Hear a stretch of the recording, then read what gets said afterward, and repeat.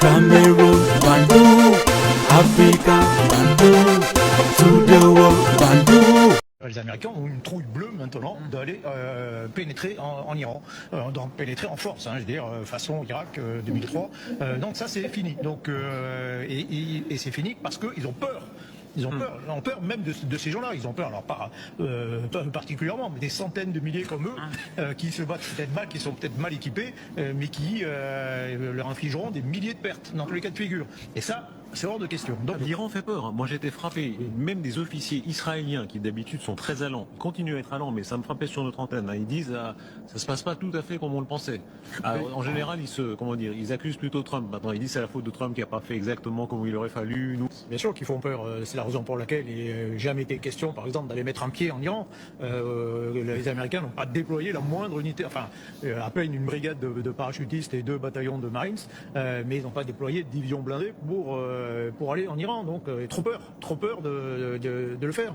Donc ça c'est la première force de dissuasion de l'Iran, voire même l'arme atomique. Et ça dissuade évidemment les Américains. C'est-à-dire, ça dissuade tellement qu'il n'a même pas été question. Ils sont complètement inhibés, ce qui montre bien d'ailleurs l'état de faiblesse en réalité dans laquelle est arrivée l'armée américaine. C'est-à-dire à partir du moment où vous n'osez plus risquer la vie de vos soldats, en réalité vous êtes un tigre de papier. C'est le courage des Iraniens, on ne peut pas l'écarter. C'est un peuple courageux, ils vont aller au casse-pipe, et donc ça, il faut le prendre en compte. Armés de lance-roquettes, ces soldats iraniens s'entraînent en plein désert. Ils visent ici une affiche représentant un hélicoptère américain.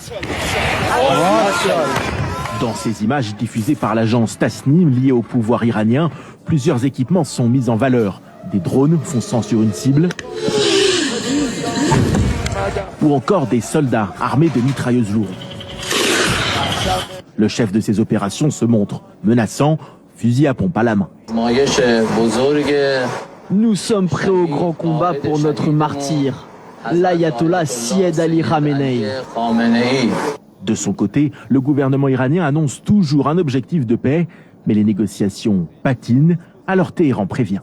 Nous attendons le doigt sur la gâchette, si Dieu le veut, que le climat propice aux négociations s'installe. Je peux vous assurer que nos forces armées sont préparées à toute éventualité. Je suis certain que quiconque osera mettre le pied sur le territoire iranien le regrettera amèrement. D'après le New York Times, de nouvelles évaluations du renseignement américain estiment que l'Iran aurait retrouvé l'accès à la majorité de ses sites de missiles. 30 des 33 installations autour du détroit d'Ormuz seraient de nouveau opérationnelles. En fait, c'est bien maintenant, quand on les écoute, et il faut les écouter attentivement. Ça a pris le temps que ça a pris pour qu'ils commencent à reconnaître la défaite stratégique américaine contre l'Iran. Ça a pris le temps que ça a pris parce qu'ils sont aussi en colère contre Donald Trump et contre les États-Unis d'Amérique, surtout l'administration Trump. Et vous observez que c'est de la foutaise de parler tout le temps de l'équité, de la logique, des droits. Non. Quand ça concerne l'intérêt de l'Occident ou de l'Europe, vous allez voir ce type d'analyse. Même les militaires vont vous dire qu'en une semaine, on peut abattre les États-Unis d'Amérique. Ils vont exagérer les choses. C'est vrai que la communication est utile. Mais la bonne communication est plus utile que la manipulation. La manipulation peut détruire. Mais à l'ère 2.0 aujourd'hui, vous ne pouvez pas compter à 100% sur la manipulation. Les gens donnent des informations et une petite manipulation à l'intérieur. Ça, c'est différent. Mais les gens qui basent leur communication à 100% dans la manipulation ne peuvent pas prospérer. Ça ne peut pas donner. C'est ça la réalité. Aujourd'hui, j'espère, les amis, j'espère bien aujourd'hui que certains l'ont compris. Parce que ceux qui n'ont pas compris, comme vous avez écouté ce général français, Zelensky, les États-Unis d'Amérique ont la peur bleue quand on leur parle d'envahir l'Iran avec les troupes au sol. L'Irak de Saddam Hussein allié aux Américains avec goûté. Les États-Unis d'Amérique n'ont pas oublié, parce que peut-être il y a des naïfs qui pensent qu'ils ont oublié, leur défaite stratégique au Vietnam. C'est une défaite cuisante avec tous les armes qu'ils ont utilisées. Les armes chimiques, les armes conventionnelles, tout type d'avion est arrivé là-bas pour bombarder. pas de résultat. Il y avait la résistance, la résilience, et tout ça là a payé. Les Vietnamiens ont réussi à chasser les Américains. Idem pour la France. Vous vous rappelez des batailles de Dien Bien Phu. Donc, si on oublie ça, ça veut dire qu'on ne veut pas avancer. Historiquement, les Américains ont tout perdu. Les guerres, ils perdent toujours les guerres asymétriques. Parce que la guerre asymétrique, c'est totalement différent de la guerre conventionnelle.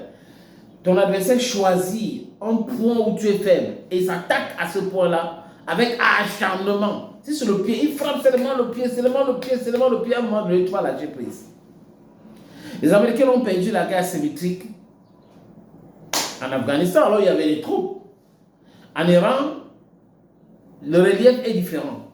La géographie de ce pays est complexe. Donc faire la guerre en Iran et espérer gagner, c'est oublier ce que les Russes, les Ottomans ont subi en Iran.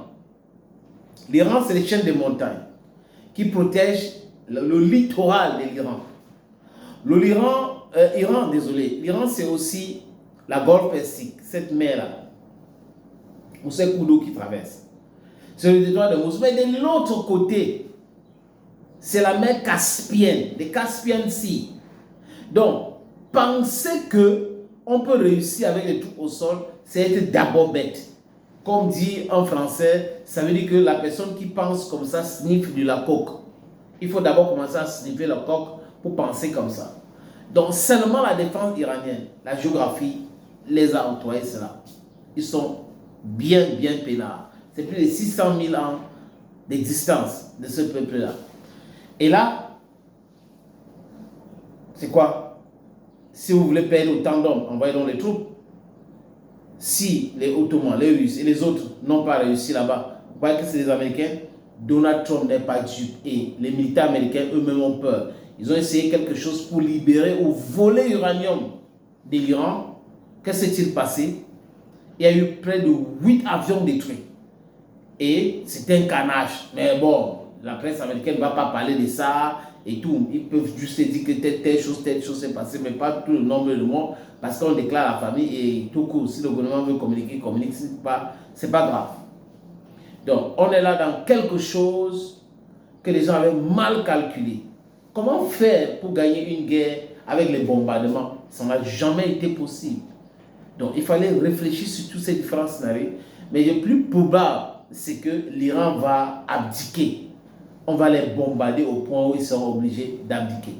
Thank you so very much, dear friends, for always listening and watching videos on this platform. Hey, abonne-toi si tu n'es pas encore abonné. N'oubliez pas, mon frère et ami, Danny Scorpio a perdu sa page. Du moins, on a suspendu sa page pour 2 semaines.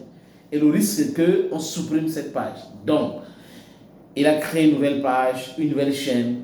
C'est Dayo Scorpio TV. Dayo, c'est D-A-Y-O. Scorpio, c'est S-C-O-R-P-I-A TV. Abonnez-vous aussi là-bas. Nous avons, entre nous deux, on a un projet. Et le projet, c'est le Web TV. C'est quel Web TV? Bantu Media TV. Ça est scotché. Ou je vais dire, restez scotché parce que les bonnes informations, c'est ici. Sur notre plateforme aussi, la nouvelle chaîne, le Web TV.